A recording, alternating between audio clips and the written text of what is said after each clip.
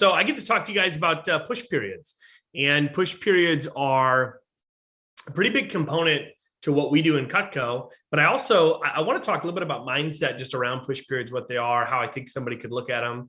And I think that the more we spend on mindset, the rest of this stuff makes a little bit more sense, right? So what a push period is, if you're new, I'm gonna speak as though this is your first event, right? And I know that some of you it is, some of you it's your second event or something like that. And then we obviously have people all the way to veterans that are on here for the conference as well. So when it comes to push periods, right, there's how we do things on a regular basis, and then there's a push period, right? And a push period is an excuse to see what you're made of. Right. And we have, let's see, I think I added it up once. I think we have about 6 push periods a year. And we have SC1, which is in June. It's kind of like the kickoff of the summer. We've got SC2. That's the Super Bowl of Cutco. That's the biggest one. That's the one where Mike King was recognizing Jack for 102 or 103 presentations completed in 17 days. There's the SLC push, which we're about to start. There's the year-end banquet push, not the year-end banquet, excuse me, the winter break push and year-end banquet. And then let's see, and then there's a spring kickoff, I think, as well. So I think there's about 6 push periods throughout the year.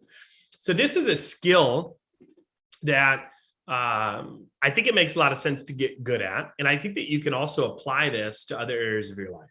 Right. So think about just life in general. Life goes in seasons, right? And there's busy times, there's not as busy times. And the occupation that you choose to pursue as a career most likely is going to have busier times of the year than others.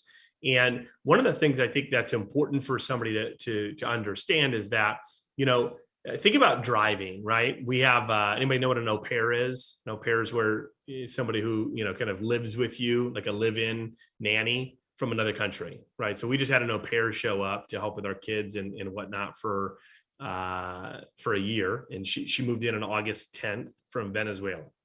Okay. And so pretty cool. It's an interesting, neat dynamic, but her name is Ines, and Ines needs to, she has a license, but she kind of needs to get comfortable driving here. Right. So if you think about driving a car, right? So I'm helping her with that here. When you think about driving a car, you wouldn't be prepared to actually be a solid driver if you were only taught how to drive at 30 miles an hour, right?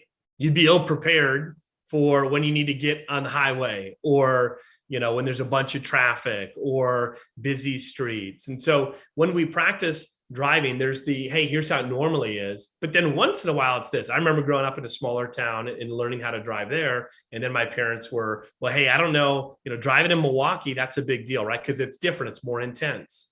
And I think of that when it comes to just life in general. One of the things that I need to learn how to do is to be able to manage everything in my life at a higher level at certain periods.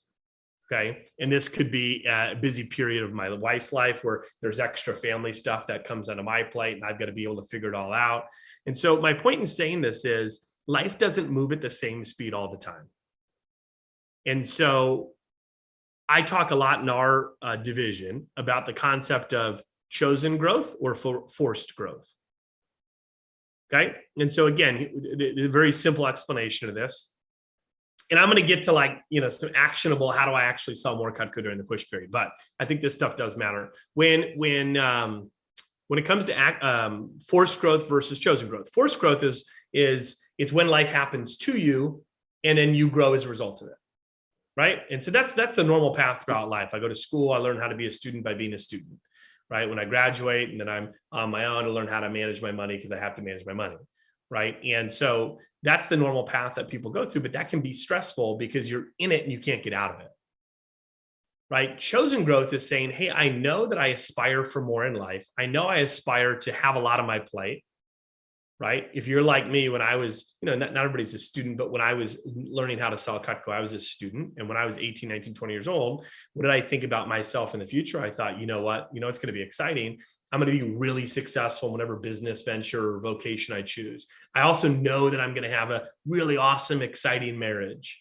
And that's what I wanted. right? And I know I want to have kids and I want to be the dad that's like involved and doing stuff. And, and I can see myself still really wanting to be involved with my friends that I have now when I'm older. And so what did I want? I wanted a lot, right? I wanted a lot of, and not just stuff, but I wanted a lot of everything. I wanted a lot of relationships, a lot of success, a lot of health. I wanted abundance.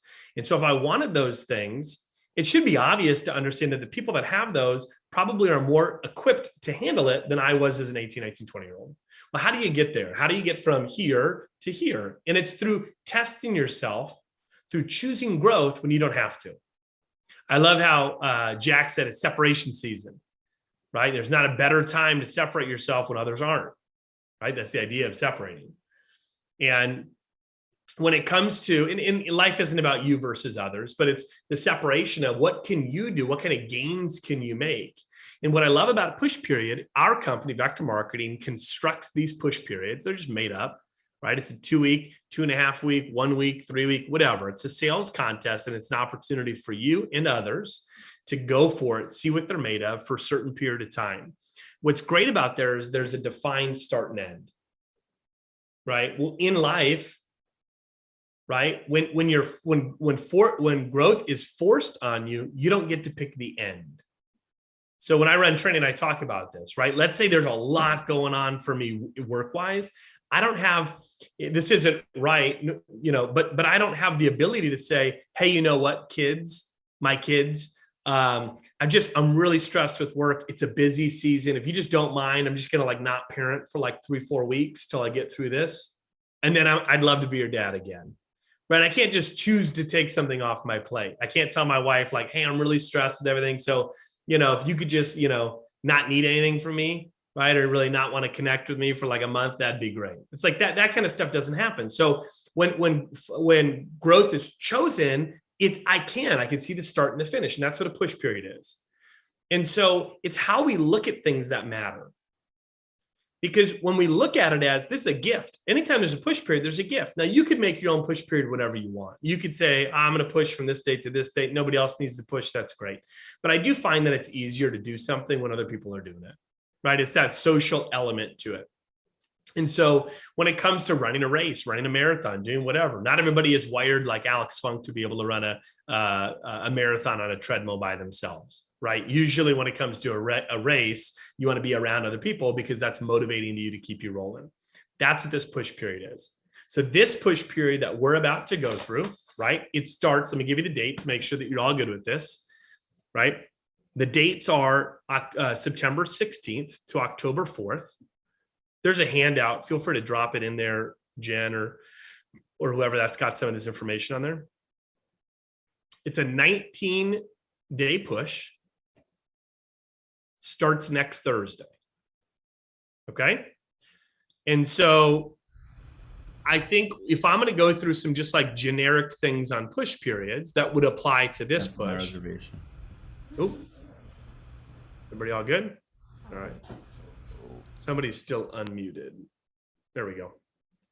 Okay, so when it comes to push periods, it's making sure that you have the dates down, you've got that in your schedule, and then you do some planning and you're ready to roll. Okay, so let's talk about a goal selection. All right, I think this is really important. Anytime that you're going to go and try and get something done, you want to have spot on goals. Okay, so my belief on a goal should stretch you. Most people set goals too small. What they do is they set a goal they know with certainty that they can hit, but that's not the purpose of a goal. A goal is meant to stretch you. It is to do what I just talked about. The goal that somebody selects for a push period is meant to stress them out. Okay, so we are choosing growth. Growth happens through pressure situations. Pressure situations involve stress. And so if I'm choosing a goal that I'm I got some things going on, I for sure can hit that. That's a commitment. A goal should be it's going to be tough. I'm going to have to make some sacrifices. That's a goal. All right. And so keep that in mind as we're talking about this, right? I'm going to throw some numbers out there. I'm going to give you a few, hey, here's what I think the math would break down, that type of thing. So in the handout that I have, I broke down some numbers. And this could be a push for you where you're like, I'm going to go for it. I'm shooting for the stars. This is going to be amazing. And maybe you're going for 20 or 30 grand because your schedule, is a little more open. If you're a student, that's probably not in the cards for most of you, right? Because you've got a big chunk of your time that's taken up from school and other obligations. So in the handout, I put in there 10,000. Let's say that you said, I want to go for 10,000, right? Typically, that's going to take you about 50 presentations. Now, this push is 19 days. In that little sheet, I basically just put per week, like it was 2 weeks. Realistically, though, this is what it would look like. If somebody wants to sell 10,000 for this push period, you have 2.5 weeks. So the first half week, you'd try and do 10 appointments between managers. I'd write this down and share this with people that weren't able to make it. It's 10 appointments between Thursday and Monday. And then it's 20 appointments the next week and 20 appointments the week after. Hey, you can be below average right now as a sales rep, and you would sell 10,000 with 50 appointments. And the reason is your sales numbers will increase as the quantity of your appointments increases. Right? We have this tendency, it's weird, because if I were to ask somebody who's new, like, hey, in training, I asked this, hey, which appointments do you think are going to go best for you, your first 10 or your second 10? People are always like, oh, second 10, I'm going to get better. But when I talk to a rep who's been here for a week or two, and I'm like, what are your sales numbers? They tell me, I'm like, what do you think they're going to be in a week or two? They tell me they're still going to be the same. It's like, you shouldn't stop growing. You should keep getting better.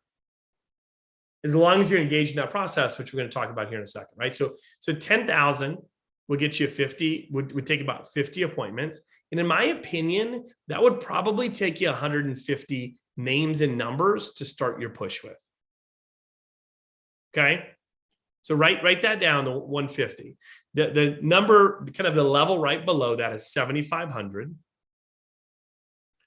If you want to shoot for 7,500, most likely take you about 35 presentations. That would be somewhere in the ballpark of 7 or 8 in that first weekend, and then probably like 2 a day for the remainder of the push. Right? 2 a day. For that, I would say you probably want to come into the push with about 100 to 125 names and numbers. And then the last number that I'll talk about here is $5,000. Now, if you're selling part-time, $5K for a push is great. $5K for this sales contest, you'd probably want to focus on trying to get 25 appointments in. And same deal. What would that look like? 5 over the first weekend, 10 and 10. That's super manageable for most people. If you're like, oh, I'm busy, great. Again, that's the point, is that the goal, it shouldn't fit nicely. It should cause a little stress. That's when you know you're picking a good goal. Right? Feeling some stress, but reminding yourself that you chose that, and it makes you feel alive. Not just going through the motions. So what I want to encourage you to do is I want you to pick a tentative goal right now, right? Pick a goal. Now, if you've got a lot of experience, if we've got some people on here with a lot of sales experience, and like, hey, for me to sell 5K, it's not going to take 25 appointments. It's only going to take blank. Great. You use your numbers, right? I just gave you some really generic ones here. So I want you to have a sales goal, kind of like a tentative number. Throw it in the chat, by the way, if you want. This is an invitation, not an obligation. If you'd like a little personal accountability here, throw it in the chat. I'd like to see that. It's great. We got some numbers coming in here.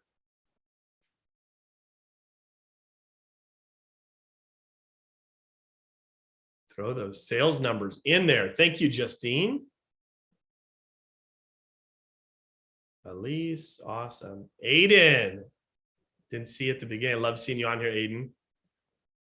Max, Morgan, Angel. This kind of helps me also understand like the group who I'm talking to in terms of, what you're trying to get done during this. And it doesn't have to be those numbers. Evan, thank you for having a lower number on here because that's a great reminder. Josh, big time, man. That's awesome. All right. Keep throwing those in there. If you want to put demos, I think that's great too.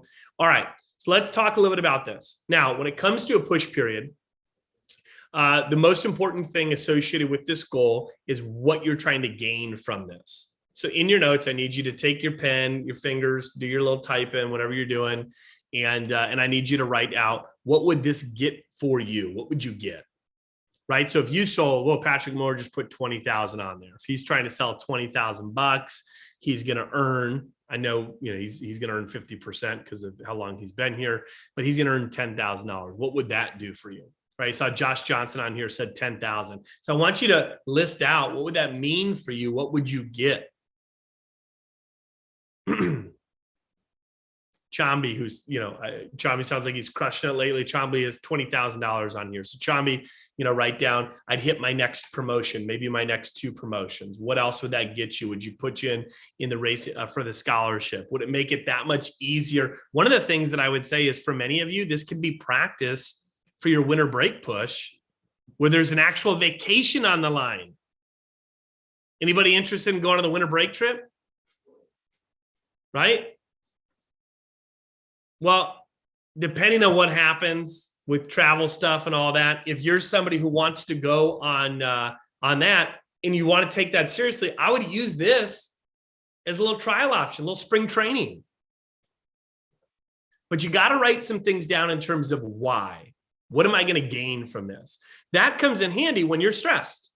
You got to remind yourself, oh yeah, I remember I chose this and here's why I chose it. Okay.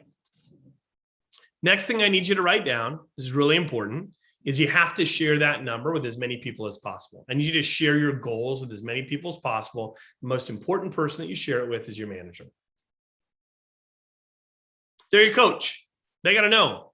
When somebody doesn't share a sales number or goal with their manager, it's kind of like you hired a personal trainer but refused to talk about any goals. So you're like, hey, I'd like to pay you to help me get into better shape. And then they're like, great. Any specific goals? And you're like, not really. Just want to pay you. I can tell you how it's going to go. Not nearly as well as if you had any goal. Right? You just have to have something, and you got to share it so that you and your manager are partnering as you go towards something. And be open to that coaching. Be open to them calling you out. A great coaching relationship is more on you in receiving the coaching than it is on the coach.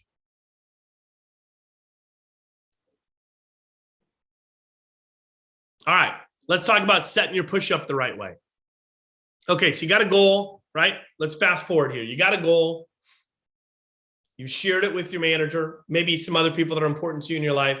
Now we got to prepare. We've got 6 days essentially for you to prepare before the push starts. So what do you need to prepare? All right, number one, most important is your names list. Go ahead and write that down. You got to build that names list up. Okay? Build that names list up to 50, 75, 100, 150, 200, depending on what your goals are. Okay? So that's number one, is you got to build your names list between now and the beginning of the push. One of the ways that you can build your names list, by the way, is by doing more presentations, right? Doing more presentations gets you more leads. Okay. Next thing you got to do, you have to decide on when your pre-push calls are going to happen. So the next thing, so we've got pick a goal and share it with somebody, work on your names list. And then you got to decide on your pre-push calls. What's your schedule going to be? How are you going to go into this push period already running the race instead of being the person that's stuck at the starting line? Right? The visual I always have for all push periods is when the gun goes off, right? It's like a race. There's people that are all lined up. When the gun goes off, there's people that are just starting to come out of the racing blocks. And there's other people that just cruise by because they already started running way back there. And they're at full speed as the push started. That's who you want to be. So if I'm looking at this push period, starting a push on a Thursday is a little different than what we normally do. So if I'm looking to start my push period on Thursday next week, what I would do is I would dedicate a 3-hour session next Wednesday night. So this is my suggestion. You don't have to look at this as the law or yeah, I got to do this is what I would suggest, right? And this is also me speaking generically to you. I don't know what your specific goal is, your schedule is, but I would dedicate 3 hours on Wednesday night. That's the day before the push starts. Okay. I would then commit to Champs Club Thursday and Friday. For most of you, 3 hours on Wednesday and a Thursday, Friday Champs Club is enough to get you that 5 to 10 appointments for your first weekend, right? Now, you got to know your numbers. For most people, every hour that you call, you should be booking at least 2 appointments. Okay. So if I make 3 hours of calls and then I phone for an hour on Thursday, Friday, that's 5 hours. That's 10 demos. I should be able to sell a couple $1,000 from that.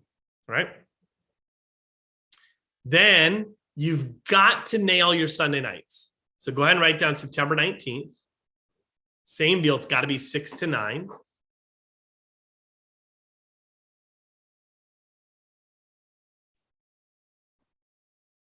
Okay. 6 to 9. And then you got to commit to Champs Club throughout the week and then Thursday night. If you're nailing Champs Club the right way, your Thursday night might need to only be an hour.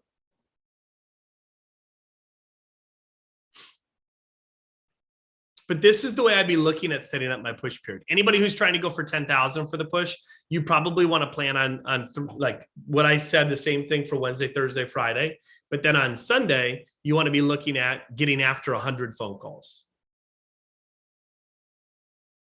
Champs Club's just got to be in the schedule for a push period because what it does, it gets you in just a normal routine. We're going to talk about that here in a second. Okay. So again, what do we have? Goal selection. Share it with somebody, names list creation, adding to it, organizing it, making sure you're all good there, making sure getting clear on what your phoning schedule is going to be to kick off the push, right? We should have all those things down. Okay. And then the next thing for your push period is you have to make sure that you are ready to operate your appointment on a high level, higher than you've ever been. So what are the keys to you successfully doing your job? You have to nail goal sharing. This isn't a how-to. This is a how to crush your push period. It's not like a how-to for all these parts. So you got to nail push, or you got to nail goal sharing with your customer. If you need a video on that, Alex or Jack or maybe one of the North Star guys, if you guys can find the recording, I think of Burt Wicks doing that. Or Colleen and throw that in there. That'd be great. It's a YouTube. So we can, that's sharing the goal is really important. Perfect. Thank you, Alex. After that, what you got to do is you got to make sure that your close is on point and your recommendations are on point. Here's my opinion on the close.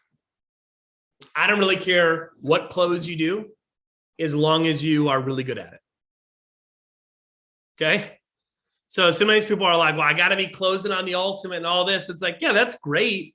But if you aren't going to practice it beforehand, then just stick with what you've been doing. If you're committed to practicing it, go for it. I love the 3-set close. You can talk to your manager about that.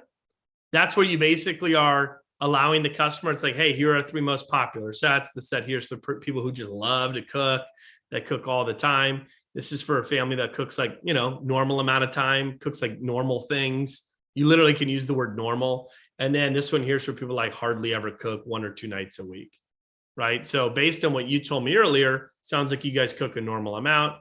That'd be the family set right here. Let me just show you the differences between the complete and the family, and then you get into it.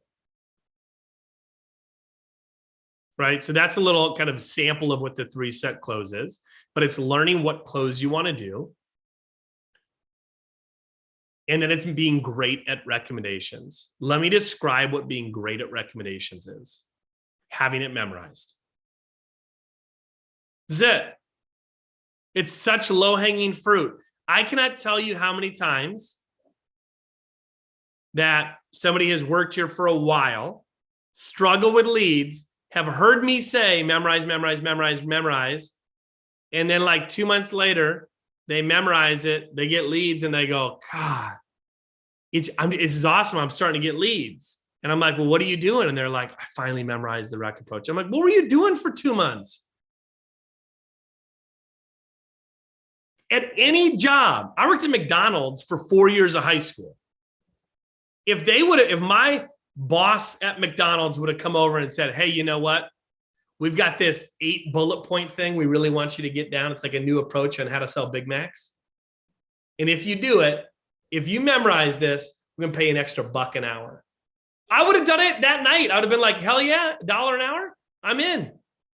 You realize that you make so much more money than $1 extra for memorizing recommendations. But our brain's not wired to think that way. There's no immediate gratification. Get it memorized. Nobody's standing there with a stack of bills being like, here you go. But you have to understand that that's key to this business. So those are the parts of your presentation that you really got to make sure that you get down, right? If you want big results, you got to think big, and you also have to expect big things from yourself in terms of execution. All right. Last thing I want to make sure that is on your radar. I have never had somebody nail a push period that isn't pushing themselves. Okay. So what do I mean by that? If you want massive change, if you want massive results, if you want big things to happen, you've got to be operating differently. Your body should feel like this is different. So what does that mean? This is what I'd recommend. Get up early. What does get up early mean? It means whatever it is for you. Get up early and win your morning. A friend of mine, friend of many Cutco people, wrote a book called Miracle Morning. Don't know if you've heard of it before. I think there's like 1 million copies sold. The idea is get up and get started, own your morning. So here's what you need to do in the morning. Wake up early, do some sort of physical thing. Let's say you're not super in shape, go walk, right? Just do something. Work out, sweat, do yoga, whatever. Get a little bit of me time. Journal, meditate, read a little bit, prayer.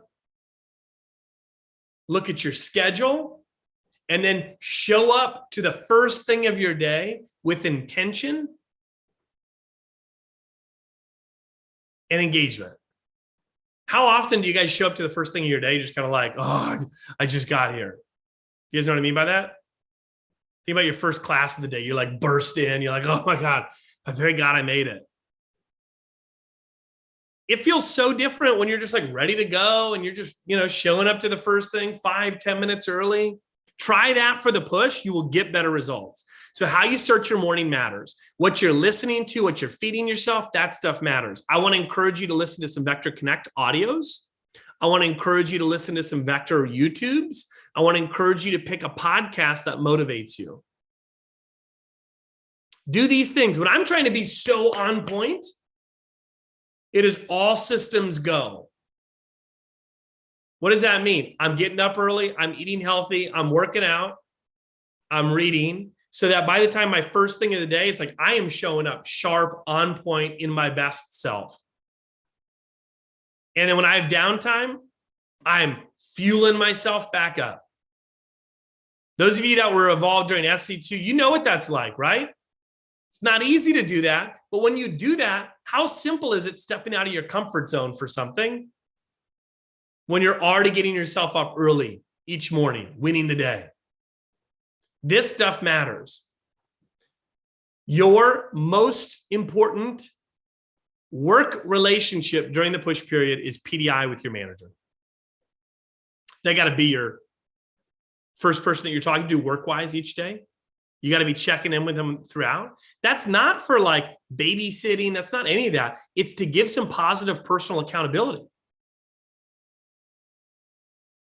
Hey, it feels good to do anything with somebody. right? This is an independent job. You work on your own at home on your computer. But that doesn't mean that it should be solo. You should be going through this with your manager. That's what your manager is there for. That's what they get paid for. Right? Utilize that. Call them. Be a sponge.